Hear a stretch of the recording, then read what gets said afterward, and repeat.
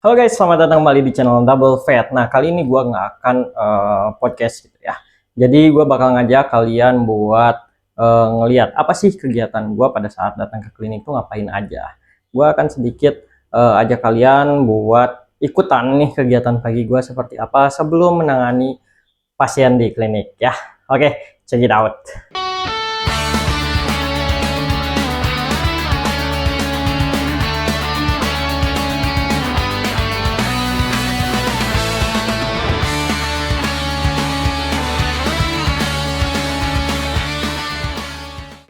Nah, biasanya gue awali dengan ngecek dulu kucing-kucing di catering ini, kucing-kucing British Shorthair ya, pure blood.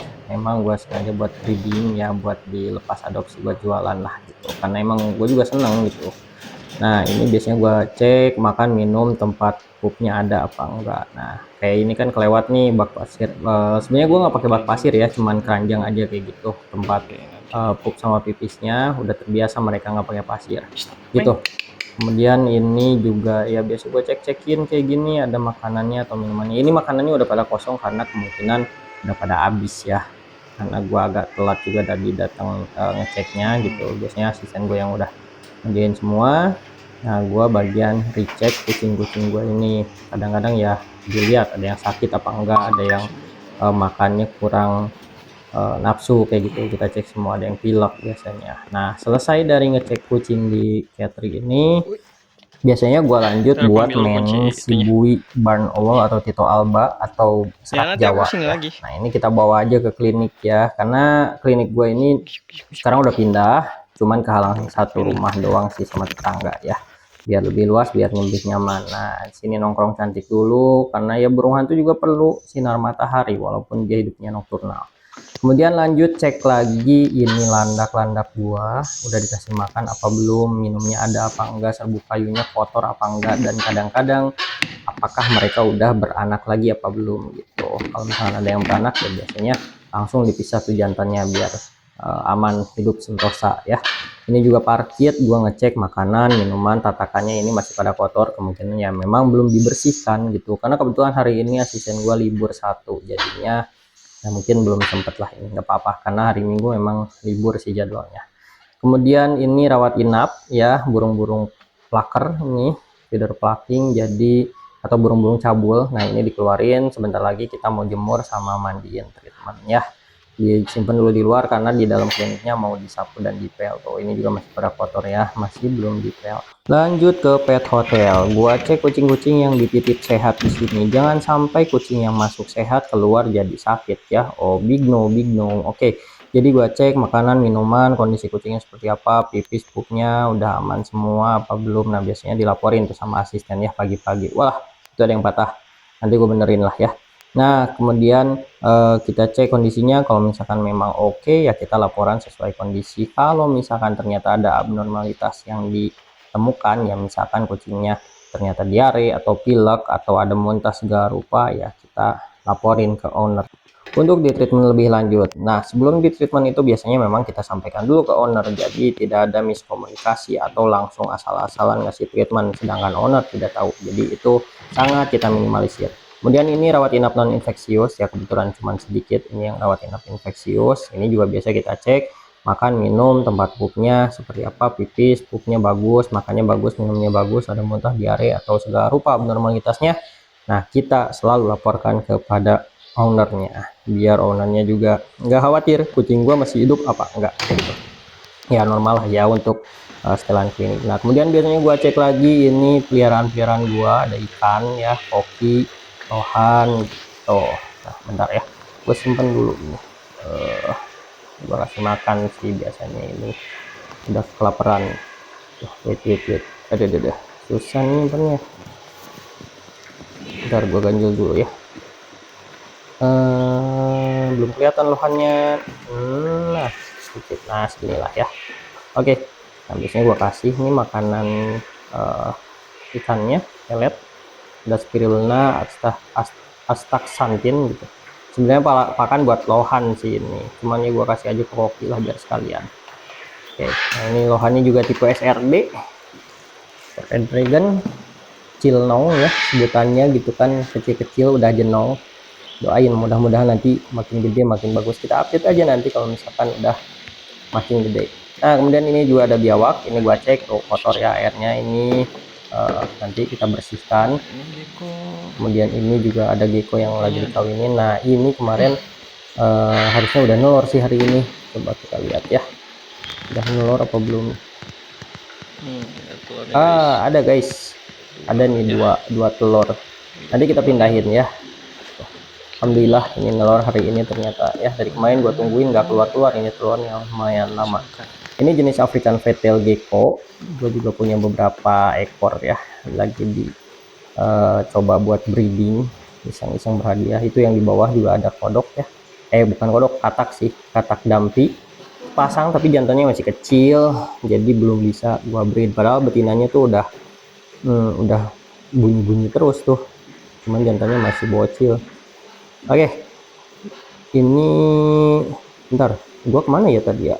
Oh tunggu bentar ya, gua lagi ngambil wadah dulu. Nah ngambil ini nih, ngambil Tom and Jerry buat nulis. Nah ini kan ada ya, ada identitasnya, ini tempat telurnya. Kita panen dulu, kita pindahin telurnya, awasin dulu. Nah kita ambil aja dari sini, karena memang kalau yang udah gendong telur tuh biasanya substratnya gua ganti aja pakai perlite. Ini campur sama popit nggak masalah ya, lembab. Jadi kita ambil aja dari sini. Kalau yang enggak lagi gendong telur sih biasanya gua pakai substratnya dolomit gitu. Ini agak nempel telurnya. African Fatal Gecko tuh nelor ya cuma 2 ya sekali nelornya, nggak bisa lebih. Bentar, susah ih. Nah ini satu ya, ini satu, mudah-mudahan fertil. Kawinnya sih gue lihat mudah-mudahan fertil lah ya. Tuh. Terus ini ada 2 ya. Oke, kita tambahin lagi biar agak lembab. Itulah cukup lah ya, segini lah. Oke, kita tulis dulu ini jantannya apa, betinanya apa, biar nanti anakannya seperti apa kita juga punya data genetiknya gitu. Jadi enggak lost data. Kan biasanya kalau misalkan di hobi gecko ini data tuh penting banget ditanya buat nyetak sesuatu gitu ya. Nanti mau nyetak apa. Nah ini biasanya ditanyain gitu, makanya jangan sampai lost data gitu. Oke, udah, kita ambil tutupnya, tempelin di atas. Nah udah ya, kita tutup, lalu kita simpan lagi. Kita tutup lagi induknya, nanti kita kasih makan. Biasanya gua ngasih makannya seminggu dua kali, Senin Kemis kayak puasa ya. Nah ini gecko gua nggak banyak sih, belum banyak, doain lah mudah-mudahan nanti banyak. Bentar, ini ada tukang wifi dulu nawarin, bentar ya. Gue udah pakai sih, udah pasang wifi di sini ya, punten ya. Ya nanti dikabarin kalau misalkan mau pasang lagi. Kalau misalkan punya lu emang lebih kenceng, gua kabarin ya. Sekarang sih udah pakai wifi. Oke. Nuhun bye. Mana belum datang ya? Kok lama amat belum balik lagi. Nah udah, gua dikasih brosur, gue simpan dulu di meja ya. Oke, kita lanjut lagi. Nah ini udah ditandain, ini yang lagi gua kawinin kecil banget ini, kasihan kurusnya kurang makan kayaknya. Nah nanti kita gemukin dulu gitu. Kemarin sih ini sempat ovulasi, gua kawinin tapi masih kurang gemuk sih, harus digemukin dulu ini ya. Terus ini juga ada, ini masih bocil sih, kemarin beli masih kecil banget ini, kayak anak cicak. Nah ini juga nggak ovulasi ya, aman lah, sementara belum ada yang ovulasi lagi ya gitu. Terus nah ini katak dampi frog, ini yang jantannya masih kecil, udah gemes sih, gue pengen ngawinin tapi ya belum bisa ya. Oke, kita bawa telurnya ke inkubator.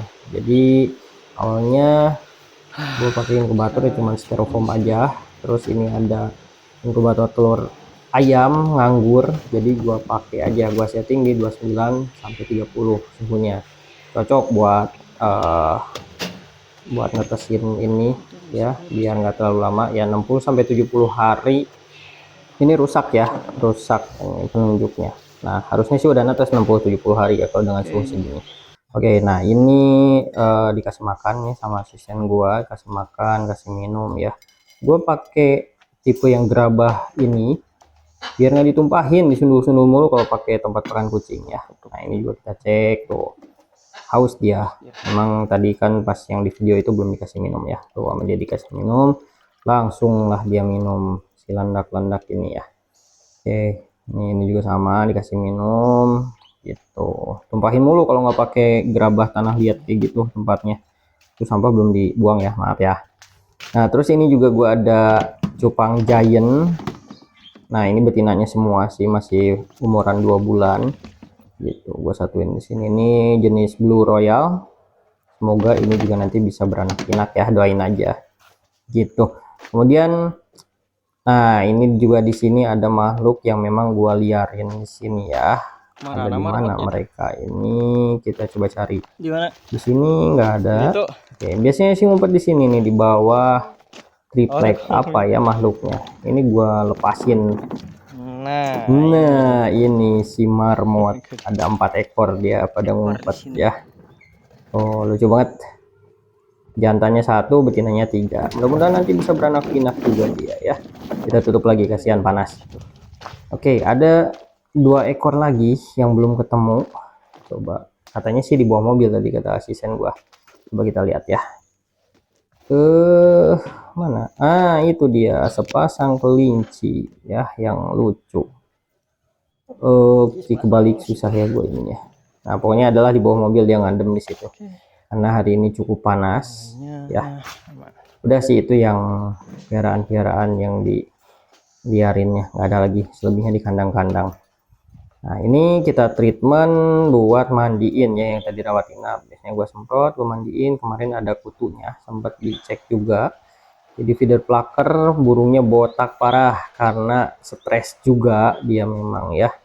Nah, ini rencananya mau ditreatment sampai tumbuh bulunya di sini. Doain ya, nanti progresnya gua up juga. Mudah-mudahan udah tumbuh bulunya nanti gitu. Sekarang kalau ngelihat kondisinya seperti ini sangat mengkhawatirkan ini ya, hancurnya parah banget. Ya, kita mandiin, kita semprot-semprot mumpung harinya lagi cerah gitu. Kita mandiin, ini pakai obat kutu ya tentunya. Karena untuk obat tetes kutu itu dia nggak bisa ngebunuh kutu-kutu yang di bulu gitu. Karena kan mereka nggak ngisep darah ya, jadi obat yang diserap melalui pembuluh darah itu nggak bisa kena tuh ke mereka gitu. Jadi yang kutu-kutu yang nempel-nempel di bulu ini ya memang harus dengan mandi treatmentnya biar kontak si kutunya itu ke obatnya yang di bulu ya. Jadi obatnya kontak ke bulu ya, kutunya juga bisa pada mati gitu. Ini juga double, jadi kemarin juga sempat kita kasih obat kutu tetes biar kutu-kutu yang memang ngisep darahnya itu juga mati ya. Nah, tapi memang harus kita mandiin juga gitu biar seger. Kemudian nanti kita kasih enrichment juga buat gigit-gigitan gitu biar dia nggak boring, jadi larinya nyabutin bulu sendiri gitu guys. Nah, ini juga gue mandiin ya, cuman ini harus disemprot agak jauh dulu karena stresan. Ini biasanya terbang-terbang malah gitu kalau langsung dari dekat. Ini juga kemarin udah mulai numbuh nih di dadanya, di bagian temboloknya. Cuman pas datang temennya yang satu lagi itu yang botak banget tadi, dia kayaknya ngerasa lebih terintimidasi karena yang satu lagi lebih vokal, teriak-teriaknya lebih kenceng. Padahal burung ini, Dodo namanya ya, burung yang ini, dia itu bawel pas datang ke sini, suka ngoceh-ngoceh sendiri, Dodo, Dodo, Assalamualaikum, bahkan kakak tua kayak gitu. Nah, tapi pas ada Miko yang tadi botak satu lagi itu, dia teriaknya lebih kenceng dan si Dodo ini nggak pernah lagi bunyi kayak gitu. Kemudian pas kemarin malam gua cek, tiba-tiba si daerah dada yang tadinya udah pada numbuh bulunya, tadi copot ya bulunya itu. Nah, itu bulu mabung dia lagi copot. Nah, pas kemarin malam itu gue lihat dadanya botak lagi sama dia, dicabutin gitu. Akhirnya ya mau nggak mau kita kasih kolar gitu biar nggak makin parah. Nah, si cover bulu sayap juga sempet kena tuh sedikit. Kemudian punggung untungnya belum sempet tuh sama dia ke gigit-gigitin. Ini juga buat numbuhin punggung juga lumayan, ini udah sebulan lebih di sini ya gitu. Jadi mudah-mudahan semakin membaik Dodo dan Niko ini, biar bulunya bagus lagi ya. Nah ini Dodo juga kebetulan emang lagi mabung, jadi mudah-mudahan bisa lebih cepat recovery-nya ya. Oke. Nah ini juga gue kasih minum ya buat hewan-hewan liar tadi, bukan hewan-hewan liar sih, hewan-hewan yang diliarin, karena kan bingung ya mereka minumnya di mana, nanti takutnya dari air kotor, air hujan gitu. Jadi kita kasih buah-buah pohon ini, nah biar enak mereka sambil ngadem sambil minum gitu. Karena kalau makanan ya mereka makanin rumput di sini, plus gua juga kasih tambahan makanan mereka ya, kita sebar di situ gitu. Jadi mereka bisa minum kalau misalnya kehausan ya. Oke, paling segitu dulu untuk aktivitas hari ini ya. Terima kasih udah nonton. Assalamualaikum.